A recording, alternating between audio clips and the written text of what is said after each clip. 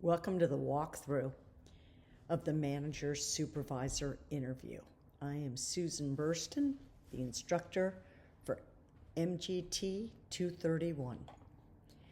It might make sense for you to have the actual instructions contained within Canvas printed out to have alongside you to go along with this. You will interview a supervisor or a manager. It's valued at 25% of your total grade. And I can't emphasize enough that it's important to start early. The good news is that you get to finish this early in the semester, really within 5 weeks of the start date of the class. So you won't be scurrying at the end to complete a bunch of assignments. It's called front loading. And it'll be really fun. Don't fret. The due date's on the syllabus, and it's also contained within Canvas. There is no late work accepted ever, and there are deadlines. And thanks in advance for not asking for an extension. This is about time management, and it's also about budgeting your time and meeting your time, and this is certainly not an assignment that you want to put off until the last minute. In fact, I would get started right away. Choose a supervisor or manager, somebody who manages others in any realm, in any type of business, in any type of environment, and ask 10 questions that I will provide to you, or you can make up your own. I'll provide you many more than just 10 questions, but you really only have to choose 10. Read each question carefully to figure out which 10 you wish to choose. And maybe you might want to see if some are more suitable than others, depending on the person that you'll be interviewing. It's entirely your call, and there's a lot of latitude with regards to the questions. And again, you can make up your own and ask your own. But there are 10 questions that you'll ask the interview subject. Have a few backup questions in the event you don't get a comprehensive answer for the 10. So maybe ask more than 10 questions. And be sure that you choose an interview subject that is talkative and verbose. Or make sure you know how to draw things out in the interview subject. That certainly helps. Why conduct an interview? Well, here's some useful study habits learned from conducting interviews. Planning ahead and being organized is crucial. Networking and trying to find an interview subject is also a very useful and meaningful experience. Thinking quickly, listening intently, asking questions, and probing, which means tell me more. How was that for you? Give me some examples. And then summarizing information. Certainly, you can record this interview and then transcribe it. You can record it on a video and then transcribe it. But what you'll present and hand in as a PDF or a Word document that'll be uploaded through Canvas will be a written account and the person's responses to your questions. It certainly will allow you the experience of multitasking, interviewing, listening intently, trying to record the answers, and please feel free to use technology. You don't know a supervisor or manager. Sure you do. Here's some tips and suggestions. Create a LinkedIn profile, and it can really benefit you if you don't already have one. And then connect with people on LinkedIn and message those within your network, and maybe even send them this assignment or the document and tell them a little bit about the assignment. Ask friends and family, post it on social media, solicit supervisors and managers at businesses that you frequent, large and small, your hair salon, your bakery, your auto mechanic, whatever it happens to be, somebody in an office environment.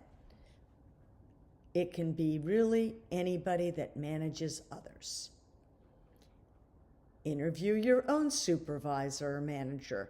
Sometimes people choose to interview relatives. That's okay. That's a different type of interview experience. When doing your write-up, please place each of the 10 questions that you've decided upon before the answers. How should the interview be conducted? You could certainly do it over Zoom. It'll definitely be 60 to 90 minutes, many times a lot longer. In person has a greater impact, actually, so aim for that if possible. Please provide a picture of you and the interview subject if the interview is in person. If it isn't in person, please provide a screenshot of the Zoom interview. Please provide the name, the email, the company, the organization, and the LinkedIn profile of the person you interviewed for verification purposes. This is all confidential, but it will need to be verified. It's best that you're able to spend time with your interviewee and probe or drill down, which means getting detail for each of the questions. Do not accept a short answer. Ask for examples, how and why. It's called probing. And it's part of the assignment. And you'll certainly, as I said earlier, want to start early. Sometimes the interview subject is just not all that talkative or descriptive enough. So it's up to you as the interviewer to ask for more detail. And you'll know what to ask and when to ask. But do listen intently and allow your interview subject to speak. Do your homework. Check out some of the student write-up examples that are within the assignment link in the module so you could see the depth and breadth required to earn 100%, which is very doable on this assignment. Now is not the time for brevity. Go all the way with the detail. Please write as many paragraphs as you can for each questions. Shoot for 2 or 3 or more fully developed paragraphs for each question. That includes 5 or 6 sentences within a paragraph. If you fall short, it will certainly be reflected in your score, and there's a rubric at the back of this. Please let the interviewee know in advance that you're looking for detailed answers with lots of examples. You certainly don't want to stress the person out, but if they're a manager or a supervisor, they're probably very used to talking and discussing and being in front of others. You may even want to give your subject the questions in advance. Sometimes that's good, sometimes it's not, but they do not need to write them out for you. That's not what this is about. This is about actually conducting, hopefully, a face-to-face interview. But sometimes they do want to see the types of questions you'll be asking. Why is it important to start early? Because if you interview someone who just gives you a few words for each answer, you may realize that you need to move on and interview someone else, because this is, after all, 25% of your grade. And sometimes it happens, students have told me, they just don't choose the right subject. So start early and choose your subject within the first 48 to 72 hours. After the interview, just a small detail, and I'll include it in one of my Competitive Edge newsletters, send your interview subject a thank you note. That is very, very important. The next topic is probing, and there's a lot of research that you can conduct on this, but that is asking question upon question to get the interview to speak and to consider the question being asked. What's the definition of probing? Inquiring closely into something or searching. She asks some probing questions. Physically exploring or examining. That's another definition of probing. But that doesn't really relate to what we're doing here. What we're doing is asking probing questions. If we want more information, that means asking follow-up questions when we don't fully understand a response. And when questions are vague or answers are vague or ambiguous and you want to obtain more in-depth information, simply ask. And I know it might sound daunting if you've never conducted an interview, but the more you do it, and this will be an amazing experience, the better and easier it will be next time around. There's a lot of resources out there. So take super good notes or record the interview, and then you'll be writing it up word for word, or you can rephrase what you've heard. Entirely your call. Choose any 10 questions and ask the person that you choose to interview any of the 10 questions that are on the assignment, and certainly any of your own. So you might really understand this person and what they do and what their role is and what some of their management and leadership philosophies are, and you might want to relate the questions to what you already know about them, particularly if it's your own manager. Really, truly, truly big favor, number the questions and put them before the answer. I can't read an answer without the question because I won't know what question's being asked, and there are many of them.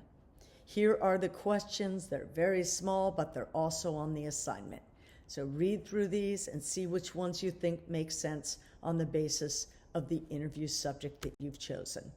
After the interview, there's questions for you, the student, to answer.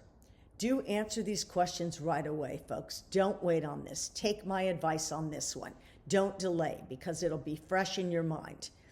These are not to be asked of your interview subject, but for you, the student, to answer. So spend many hours and lots of time really thinking about each of these questions and formulating your answer with 2 to 4 paragraphs and 4 to 6 sentences or more for each of the questions. And do take a look again at some of the examples that I've provided for you. This is 25% of your grade, as we mentioned. There's 2 exams in the course. Those are 25% each. Those are open book, timed exams at 45 minutes. So you do have to prepare so that you know, at least if it is open book, which it is, where to find the answer within a 45-minute period of time. And then there's weekly homework. So the breakdown of the grade in this course is all outlined on the syllabus. Here's some questions that you might want to answer, and please number these questions 1 through 5 and answer each of these questions as best you can and with explicit detail. And the question about choosing any of the 3 principles that we've covered in the textbook thus far and apply them to any of the topics that you've discussed during the interview is a really fun question, and that involves providing some context, what's called contextualizing. So spend some time really thinking about this one, and don't be afraid. Just start early. The earlier you start and the more time is on your side, I have personally found that the less stressful it will be. Here's some of the principles that have been covered in the first 4 modules. So those are things that you can begin thinking about. And here's the grading rubric, last and not least. These will be graded within a few weeks of the due date, and you'll have a good idea about how you did, but each of the 10 questions that you'll ask the interview subject are worth 7 points each. And then the 5 questions that you, the student, will answer after the interview are worth 4 points each. And then the picture and the name and the email and the company and the address and the organization and LinkedIn profile, those are all worth 10 points. Have a great time. There's lots of resources out there for you to check out about interviewing and learning how to interview. And I hope you have an amazing experience. Many students tell me how much they love this assignment. Thanks, everyone.